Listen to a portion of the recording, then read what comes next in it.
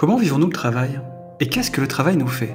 C'est à ces questions et bien d'autres auxquelles nous allons répondre aujourd'hui avec Gabriel Lomellini, professeur assistant à l'ICN Business School de Nancy. Bonjour et bienvenue au sein de la deuxième saison de 0, le podcast pour penser le travail. C'est en lisant un article sur la bêtise organisationnelle que j'ai découvert les travaux de Gabriel Lomellini. Son article intitulé « Les organisations du travail sont-elles condamnées à la bêtise ?» a été publié au sein du média The Conversation en avril 2024. En voici un extrait. Selon une définition canonique, l'intelligence au travail consiste à combler l'écart entre le travail prescrit, l'ensemble des procédures définies par l'organisation, et le travail réel, la tâche effectivement à accomplir et réalisée par le travailleur. Cette définition s'éloigne considérablement d'une approche purement cognitive de l'intelligence, c'est-à-dire comme une simple capacité de résolution de problèmes, car elle suppose de lier l'épanouissement de l'intelligence à des qualités à la fois morales et sociales. Dans cette mesure, la bêtise doit être alors perçue et interprétée comme un signe avant-coureur et possiblement un symptôme de ce que l'intelligence au travail a été inhibée, remplacée par le suivi de normes et prescriptions n'étant pas issues de délibération collective. Fin de citation. C'est en discutant avec Gabriel que j'ai appris qu'il avait consacré sa thèse à la subjectivité au travail. Je propose d'en apprendre plus à travers cet épisode. Gabriel Lomellini, bonjour. Bonjour Denis. Lorsque nous évoquons le vécu du travail, le thème qui revient le plus souvent est celui de la souffrance. Pourtant, ce vécu du travail ne se limite pas qu'à cela. Alors pas du tout, c'est vrai. Déjà, merci Denis de la proposition d'invitation à ton podcast. Alors pour répondre et pour introduire un peu, c'est vrai qu'en tout cas récemment, le travail a été beaucoup associé à la question de la souffrance. Et après, peut-être qu'on en reparlera du sens. Et non, enfin, ce qui est sûr, c'est déjà dans un premier temps, avant de développer, c'est pas la seule, disons, réponse affective ou émotionnelle qu'on peut trouver, et heureusement d'ailleurs, dans le travail, hein, y compris dans des travails qui sont physiquement ou émotionnellement éprouvants, voire durs. Donc le registre, il est, à mon sens, en tout cas dans mes travaux de doctorat et puis dans mes travaux de recherche actuels, je pense qu'ils sont très larges et qui nécessiteraient d'être vraiment déployés, interrogés. Maintenant, ce qui est certain, c'est que si on se réfère au moins à l'étymologie un peu canonique du mot travail, même si c'est pas aussi évident que ça, mais disons, il y a un rapport à la souffrance qui est manifeste et qui est réel. Et en tout cas, ces questions-là, elles ont aussi été abordées pour visibiliser la façon dont certains métiers, certaines organisations produisent de la souffrance à cause de l'organisation. Ça, je pense que c'est un acquis important d'un courant de recherche que je connais bien et à partir duquel, enfin, qui m'inspire dans mes travaux, qui est la psychodynamique du travail, qui est notamment regroupé autour des travaux de son fondateur, qui est Christophe Dejour. Et il faut voir que dans les années fin des années 90, je pense que c'est en 98 qu'il publie Souffrance en France, ça fait un choc. Parce que déjà, un médecin, un psychiatre, psychanalyste s'intéresse au travail, s'intéresse à la souffrance au travail et en fait un problème politique. Donc ça, je pense que il y a quelque chose qui s'est joué là-dessus, dans la façon dont un discours scientifique, un discours aussi thérapeutique, s'est emparé de la question de ce qu'on vivait au travail. On employait des termes, je pense, un peu vagues, voire on n'en parlait pas du tout. Hein. C'était pas un sujet qui était complètement abordé par les syndicats. Le droit, on y reviendra, mais le droit aussi au plaisir au travail, c'est encore autre chose. Donc en tout cas, c'est vrai qu'il y a eu une énorme visibilisation de ces questions-là ces 20 dernières années au moins.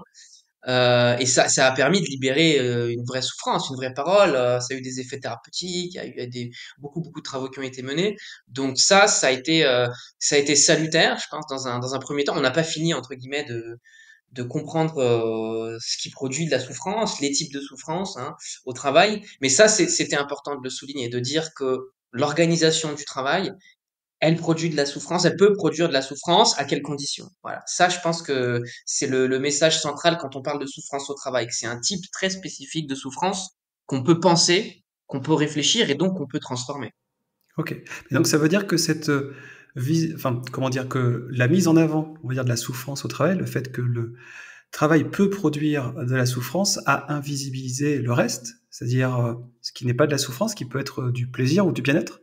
Alors, je sais pas si ça l'a invisibilisé. Ce qui est sûr, c'est que dans un premier temps, on s'est rendu compte et ça a été une espèce de, on fait, enfin, si tu veux, on a fait sauter le bouchon en quelque sorte, hein, d'une parole qui était complètement empêchée, qui trouvait pas. Il y a eu un discours commun qui s'est organisé là-dessus, hein. On l'a vu encore récemment.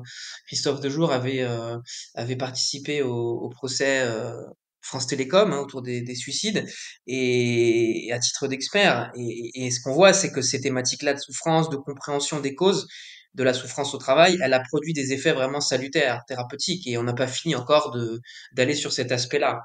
Maintenant, ce qui est sûr, c'est que cette parole d'accueil, d'écoute ou peut-être de soin, elle a réagi aussi avec des transformations de l'organisation du travail qui ont été très dures ces 20 dernières années, hein. On parle de managérialisme, de gouvernance par les chiffres. Enfin, il y a beaucoup de termes pour qualifier.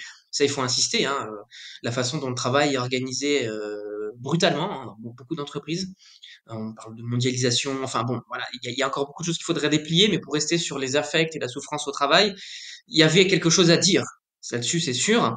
Et en même temps, là où c'est difficile de faire entendre une autre parole, c'est aussi, c'est presque le revers de la réussite de la visibilisation de ces questions. Comme vous avez dit, il y a eu un effet massif on parle de ça, de ce dont on n'arrivait pas à parler. Et maintenant, il y a aussi la question comment on fait pour parler d'autres choses, parce que le travail, c'est aussi du plaisir. Ça peut être en tout cas du plaisir. Ça peut être aussi ce qu'on appelle même en psychanalyse la sublimation. Voilà, la transformation aussi d'une certaine souffrance, voire d'affect en plaisir, en réussite collective aussi. Donc, ce qui est sûr, c'est qu'en tout cas, moi, si je devais maintenant reprendre au niveau de mes travaux, de mon chantier, c'est essayer de déplier ces questions-là. Quels sont aussi les registres émotionnels et affectifs qu'on vit au travail, comment est-ce qu'on les met en avant et comment est-ce qu'on les fait aussi primer, comment est-ce qu'on leur donne leur importance. Moi, j'avais écrit un article de recherche qui parlait de l'amour dans les organisations.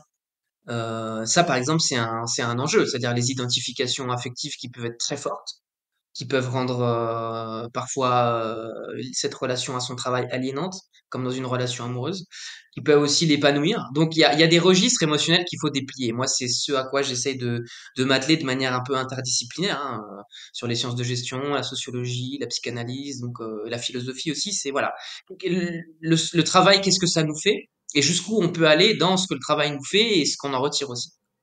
Alors, vous avez parlé de plusieurs types d'émotions, on va dire, du plaisir, de l'épanouissement, de la sublimation, et même d'un rapport amoureux avec le travail. Qu'est-ce que c'est, ça, ce rapport amoureux avec le travail?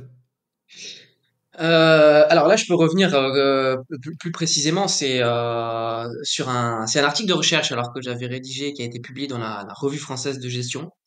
Et alors, il y avait, si vous voulez, une intuition quand moi j'ai écrit cet article qui est vraiment qui est théorique et même spéculatif dans le sens où je propose une hypothèse, c'est-à-dire voilà, l'amour, on n'en a pas parlé en gestion, on n'en a pas parlé au travail.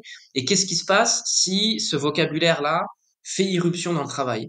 Qu'est-ce qui nous permet de comprendre? Qu'est-ce qui nous permet d'interpréter autrement? En tout cas, moi, dans ce que j'ai vu dans mes travaux, c'était que, en filigrane, en tout cas sans que ce soit forcément conscient, les chercheurs eux-mêmes et les gens qu'on peut interroger, que j'avais interrogé notamment pendant mon travail doctoral, il y a clairement un vocabulaire qui se rapproche dans beaucoup de sens du rapport amoureux. Euh, alors, ça peut prendre des effets extrêmement divers. Ça peut être de l'idéalisation. On peut idéaliser son travail, hein. Voilà, y projeter des valeurs, y projeter des accomplissements personnels qui viennent aussi réparer dans des certaines blessures, certaines failles. On peut aussi y trouver de l'accomplissement, là, collectif, hein, retrouver sa place, se sentir aussi accepté, intégré. Ça remet en jeu des processus parfois créatifs qui sont bloqués. Et après, le rapport amoureux, c'est aussi ambivalent, hein. Voilà, toute la littérature nous apprend que si on va de Proust à Barthes, en passant par d'autres auteurs, que il y a une dimension aussi de souffrance qu'il faut pas évacuer. Moi, l'idée en déployant le registre affectif au travail, c'était de pas non plus tomber dans une lecture trop œcuménique ou facile, qui était de dire maintenant, bon, le souffrance c'est bien, mais maintenant il faut aller vers le plaisir, le sympathique, le bien-être. C'est pas aussi simple. Je pense que c'est toujours des arrangements qui sont pas faciles à trouver au travail avec les autres, avec des objectifs aussi de production. Mais en tout cas, pour l'amour, moi, ce qui était évident, c'était que c'est ambivalent. Si on parle par exemple sans m'aventurer là sur ce terrain trop non plus, mais si on parle de burn-out, si on parle aussi de déception, voire même à un moment on parlait de grandes démissions, voire même de désamour à l'égard du travail. Euh, Clairement, la question, c'est qu'est-ce qu'on y trouve de soi, de narcissique aussi dans le travail, qu'est-ce que ça peut nous abîmer. Il y a des licenciements, il y a des revers aussi professionnels qu'on remâche et qui nous font mal toute une vie. Alors ça peut aussi renvoyer à des blessures personnelles, mais je pense que faut pas non plus tout plaquer sur une lecture trop psychologisante. Voilà, dans le travail, il se joue quelque chose qu'on trouve pas ailleurs. Je pense que on travaille pas seulement pour produire des biens et pour un salaire. Salaire, c'est très important, mais il y a des enjeux, si tu veux, collectifs qu'on trouverait pas autrement, je pense. Et ça, c'est une interrogation pour moi, c'est comment est-ce qu'on construit des outils théoriques. Alors, ils existent, hein, je suis pas tout seul, il y a beaucoup d'auteurs, je parlais de Christophe Dejour, il y a aussi la psychosociologie qui a travaillé là-dessus, la clinique de l'activité, Yves Clos. Mais en tout cas, moi, c'était spécifiquement ça, c'était on rejoue des affects qu'on trouve dans la vie commune, en quelque sorte, mais aussi on joue des choses qu'on trouve pas autrement. Hein. Le rapport à l'autorité, le rapport à la direction, le rapport à l'obéissance. Ça, c'est des choses clairement que la recherche en gestion, en tout cas c'est ce que j'essaie de faire, doit à déplier pour comprendre vraiment le travail à un niveau un peu profond et on peut même employer un terme inconscient. Maintenant, je peux revenir aussi peut-être sur des enjeux plus de précision. J'ai parlé un peu de plaisir, d'épanouissement, de sublimation. Je sais pas si vous souhaitez, là, Denis, que je revienne sur quelques termes. Alors, on va pouvoir y revenir, oui, mais ce qui m'intéresserait aussi, c'est de comprendre, vous parlez de déplier un petit peu tout ça. Justement, qu'est-ce qui sollicite ou qui va créer, on va dire, cet engagement subjectif ou ces émotions auprès des personnes qui travaillent? Alors ça, on est vraiment dans le nœud, hein, dans le dur de la question. Pour revenir un peu à des choses très concrètes, j'avais mené mes travaux doctoraux sur l'acte de soins aux urgences. Donc je m'étais intéressé aux infirmiers, aux infirmières et qu'est-ce qui mettait en quelque sorte d'eux-mêmes dans la prise en charge des patients, dans leur travail. Alors ça, c'est vraiment on touche à la fois à des questions qui sont à la fois de mon ressort et au-delà, à des questions qu'on pourrait dire cliniques. Moi, je me situe pas là-dedans, je suis pas psychologue ni psychanalyste, donc je suis pas clinicien, mais c'est-à-dire il y a des centres d'accueil ou des centres d'écoute ou même thérapeutiques centrés aussi sur la question du travail.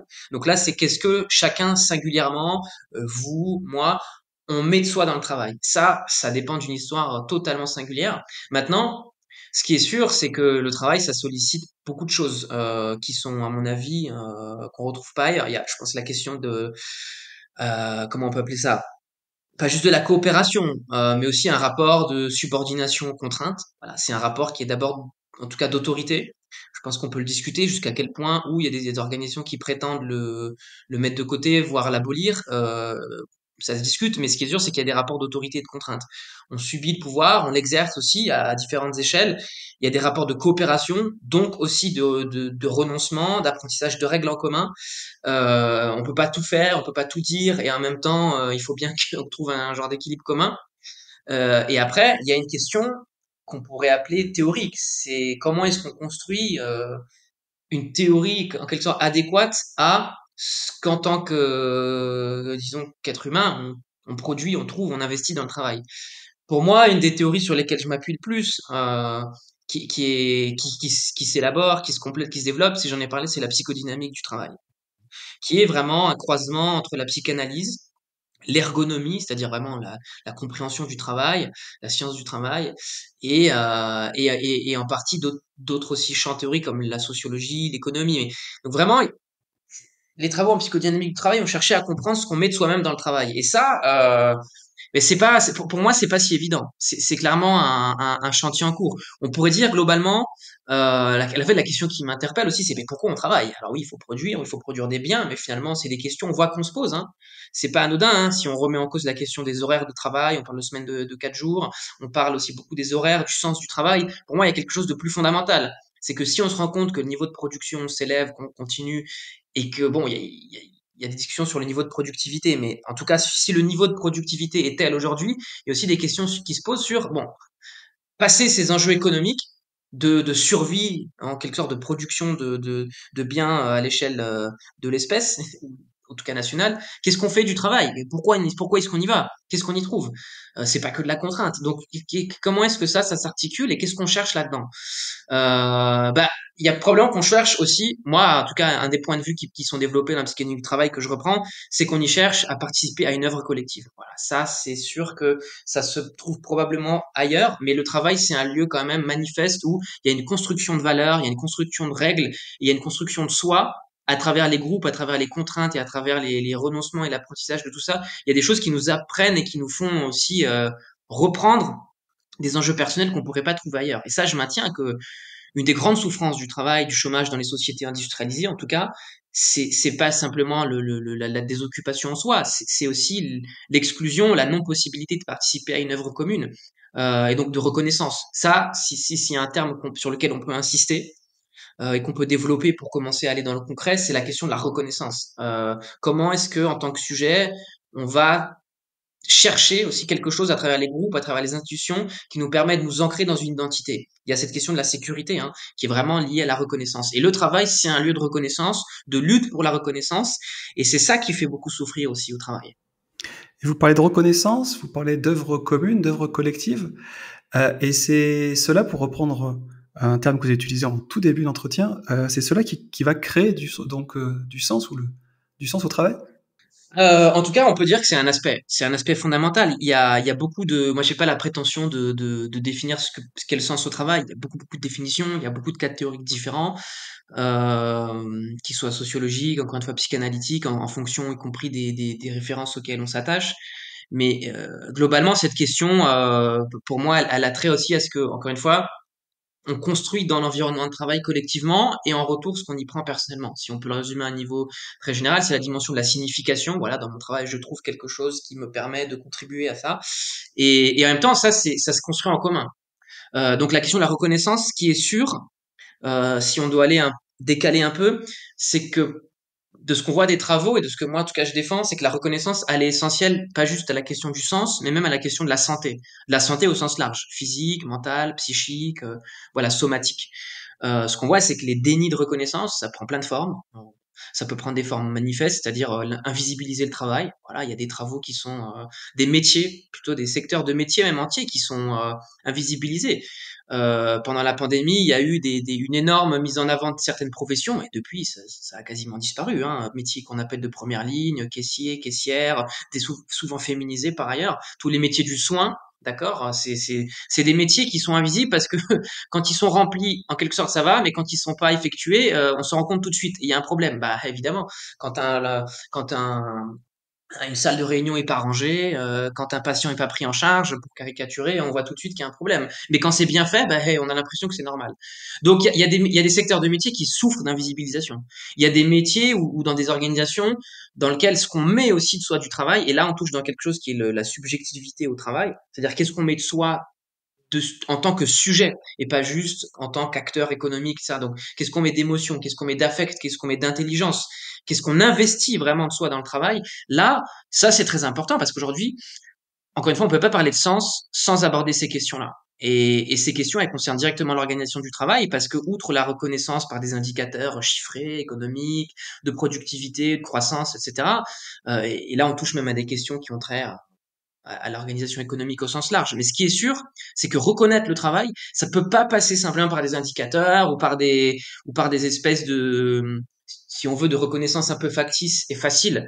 Ça doit vraiment venir de ce que chacun engage personnellement et engage collectivement. Et là, en fait, on touche aussi à des enjeux qui sont pas forcément quantifiables en tant que tels. C'est-à-dire aussi, encore une fois, d'affect, encore une fois, d'émotion. C'est tout ce que on va réussir à mettre en place dans le travail qui est pas totalement visible. C'est l'écart qu'on appelle entre travail réel, c'est-à-dire ce qu'on fait vraiment dans la tâche. Là, faire un podcast, c'est pas juste enregistrer, hein, c'est le montage, le découpage, la préparation. Et si on fait une fiche de poste pour dire qu'est-ce que c'est que le podcast, ça c'est le travail prescrit. Bah, il y aura un écart parfois énorme entre les deux, parce que tout ce qu'on va investir d'intelligence, de ruse, de tiens là je vais mettre ça à cette place-là, tout ce qui est pas prévu, tout ce qui émerge aussi de soi et qu'on trouve de ressources en soi, ça c'est ce qui est central dans les enjeux de reconnaissance.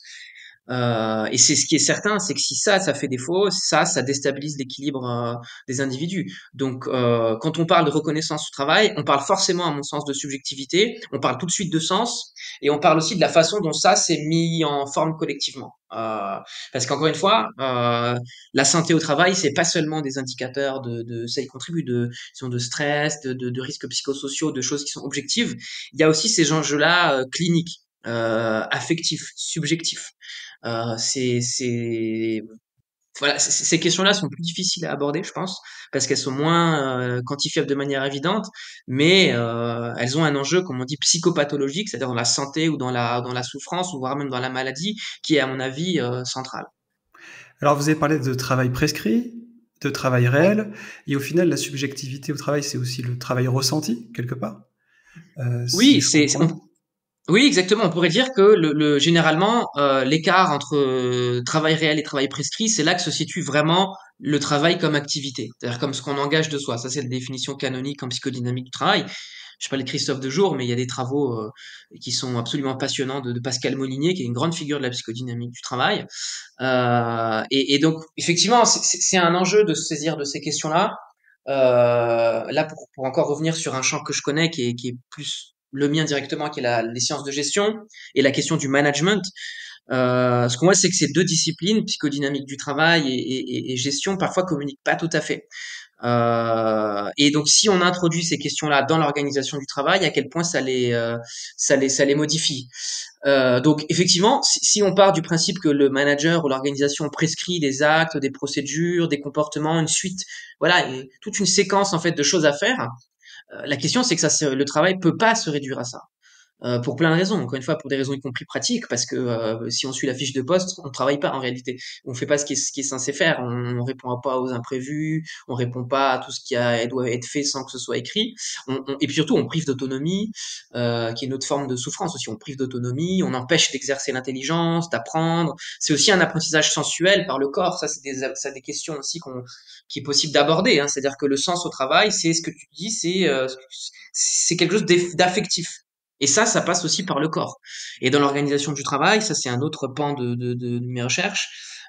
Comment est utilisé le corps ou comment il est limité. Et ça en fait c'est une question qui est directement, on pourrait presque dire politique. C'est-à-dire que plus on maintient le corps dans un certain registre d'expression, de code, d'attitude, et ben plus on va empêcher certaines émotions aussi de s'exprimer. Et donc ça a des impacts aussi sur la santé au travail, sur la façon dont on vit en commun le travail. Donc oui, le travail, c'est à mon avis d'abord, dans le sens où si on ressent pas ça, il y a des vrais risques, hein, il y a des vrais risques, comme on dit, de déséquilibre de santé mentale. Et après, il y a tout un aspect qu'on n'a pas évoqué, qui est fascinant, qui est les défenses. Et quand on souffre au travail, on peut pas souffrir indéfiniment. Il faut bien se défendre.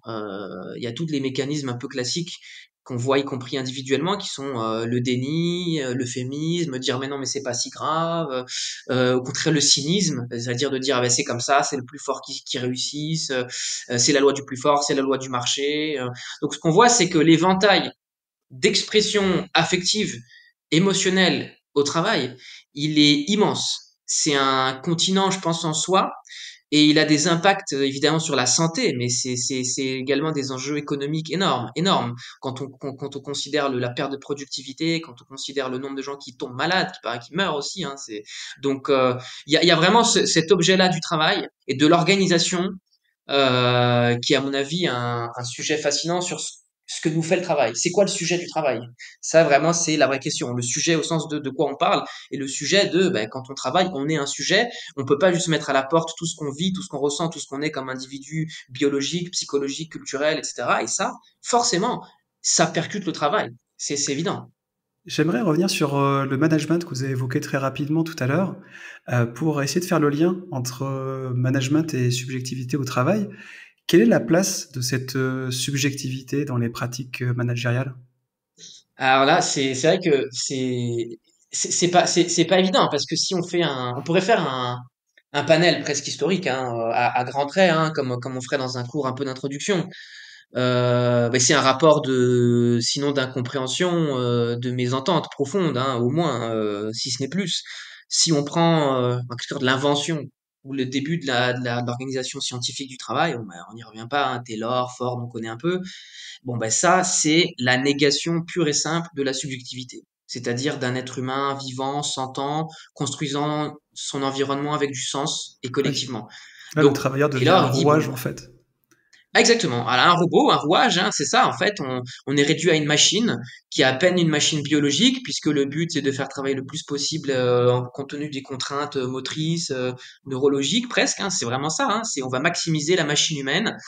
Il y a le très beau film qui est connu aussi, hein, Les temps modernes de Chaplin, qui exprime très bien ça et les effets aussi aliénants de maladies que ça provoque presque. Donc voilà, il y a évidemment l'organisation scientifique du travail, le management en quelque sorte, il est né, mais il n'est pas Oui. que ça, hein, mais il est né sur là-dessus, Et sur ce postulat. justement, vous parlez de ce qu'il était, et donc le fait qu'il niait l'individualité des travailleurs.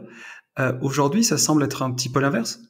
Alors c'est vrai, hein, heureusement, hein, on a envie de dire. D'ailleurs, il y a eu beaucoup d'évolutions. Il y a l'école des relations humaines. Il y a eu beaucoup d'enjeux qui ont été de travaux. Et puis il y a eu aussi des luttes sociales. Hein, ça c'est pas venu que par le haut. Hein, c'est aussi des travailleurs, ouvriers, ouvrières qui ont dit maintenant on n'est pas des machines. Donc il y a eu aussi des luttes sociales qui ont contribué à cet équilibrage. Maintenant, je pense que c'est un mouvement qui est ambivalent. En tout cas de mon point de vue.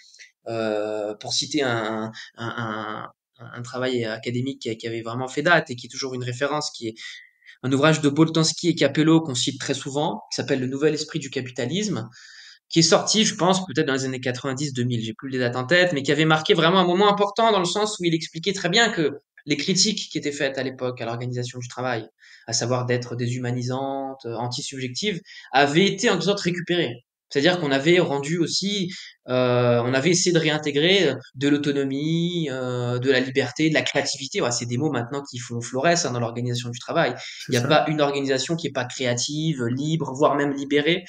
La prise Donc, d'initiative, la responsabilité, bah, exactement. On est en plein dans ce discours. la Maintenant, ce qui est résilience, tous sûr, ces c'est que termes-là.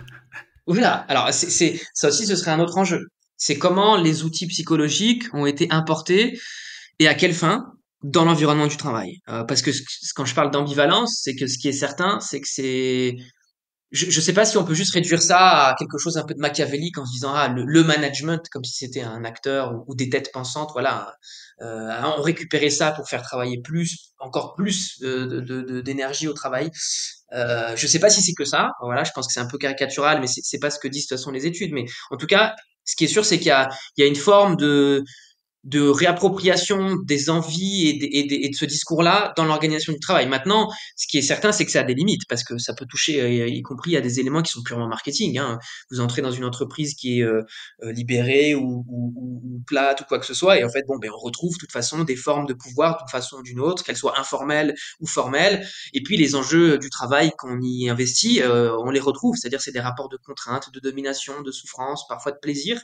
Ça, c'est des choses qu'on retrouve. Et puis parlons même pas de l'économie qu'on appelle de plateforme. Alors là, si on prend des entreprises qui sont soi-disant ultra modernes, c'est plutôt l'ultra servitude. Voilà, on ne citera pas toutes ces compagnies, mais en tout cas c'est des formes de travail qui sont très très presque archaïques, moyenâgeuses quoi. Donc voilà, donc ce qui est sûr c'est que c'est un discours pour revenir à l'action du management qui interpelle le manager dans sa position, à mon avis sur deux registres. Il y a une phrase ou une expression que j'aime beaucoup de Lacan quand il parle la position que peut occuper le psychanalyste. Il dit c'est le sujet supposé savoir. C'est celui qui supposément possède un savoir. Et le manager, il est construit quand même un peu là-dessus, je pense, sur cette figure d'une personne qui organise et scientifiquement par ailleurs le travail. Bon, quand on a réintroduit toutes ces questions, tout ce dont on a parlé dans l'organisation du travail, ce qu'on voit, c'est qu'on est très loin du compte, d'accord?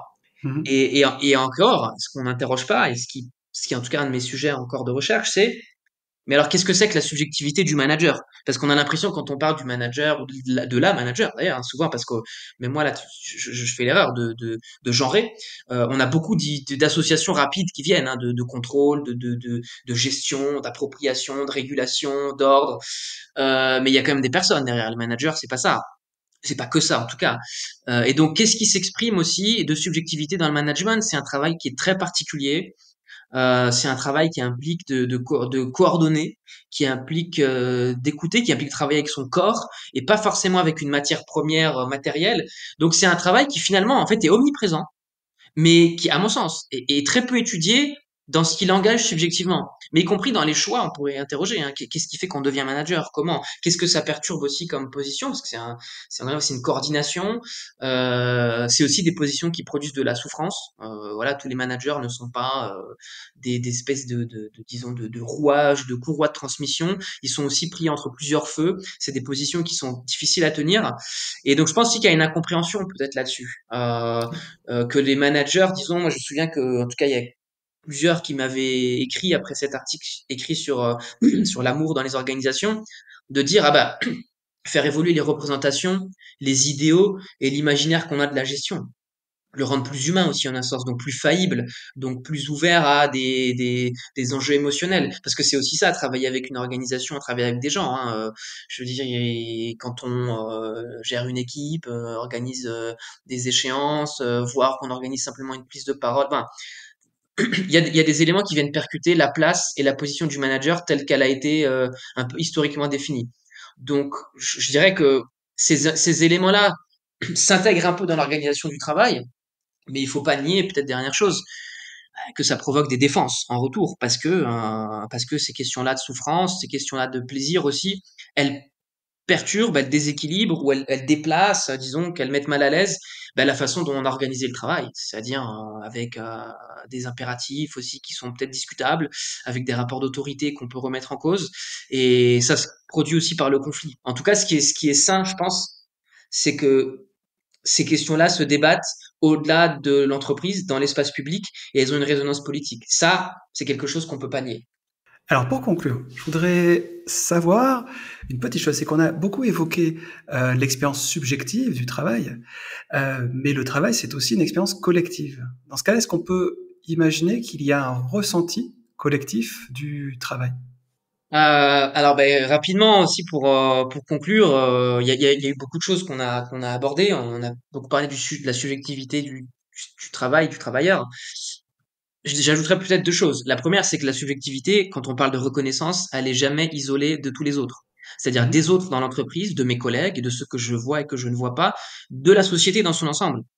La façon dont une société, disons, rétribue symboliquement, c'est-à-dire attribue de l'importance ou non à certaines professions, c'est fondamental dans l'équilibre personnel. Alors ça, c'est manifeste. La façon dont soi-même son métier est représenté, dont on s'intègre aussi dans la division du travail, dont on participe de l'équilibre au commun, ça, c'est essentiel. Peu importe le type de métier et de profession.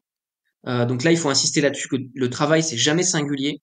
Et ça fait souffrir aussi de voir son travail pas reconnu, incompris, maltraité. Et ensuite, peut-être l'autre élément, c'est que si on trouve du plaisir au travail, c'est d'abord parce qu'on peut le partager. Et parce que si le travail, c'est constructeur de valeurs. On parle de valeurs sociales, on parle de coopération, on parle de prise de parole. Et le travail, c'est quand même un enjeu où on va considérer qu'au lieu de, disons, se taper dessus et la loi du plus fort, on va collaborer. En tout cas, au sein d'une entreprise. En tout cas, on essaye. Après, il y a des luttes pour le marché et choses comme ça, mais l'idée quand même, c'est d'éviter que ça dégénère. Et donc, il faut un minimum se coordonner, il faut apprendre à discuter, à dialoguer en commun. Donc, c'est un lieu aussi qui est politique, le travail. Qui est politique parce qu'il engage aussi des choix sur comment on travaille et sur dans quelle finalité. C'est pour ça que quand on parle de sens au travail, il y aurait plusieurs étages. Donc moi, je peux peut-être terminer là-dessus, c'est que le sens au travail qui est individuel, on en parle beaucoup, ça c'est sûr. On parle aussi beaucoup du sens des entreprises à mission, ça c'est un autre étage. Il y a un autre étage qu'on aborde peut-être de manière parfois un peu déconnectée, c'est les finalités sociales. On parle d'écologie notamment, et ça, pour moi, c'est totalement, ça formerait une pyramide, hein, l'individuel, l'organisationnel, le social, et donc dans le travail, là c'est sûr que si on est capable d'interroger comme ça et d'articuler ces différents niveaux, on touche à quelque chose de très important, de très important parce que ça nous permet de donner un point de vue et de donner cohérence en fait à ces différents aspects vécus du travail qui parfois sont discutés différemment. Voilà, moi si je peux conclure, c'est vraiment insister là-dessus, c'est que le travail, c'est la participation à une œuvre collective et commune en fait, et qu'elle nous engage aussi politiquement. Merci Gabriel. Merci Denis.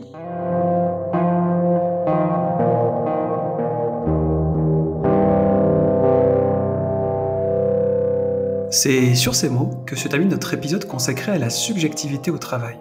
J'en profite pour vous inviter à lire un article de Gabriel Lomellini publié sur Cairn, « Les organisations rêvent-elles d'amour ?» Si vous avez aimé d'ailleurs cet épisode, pensez à vous abonner à notre newsletter, mais aussi à la plateforme d'écoute de votre choix.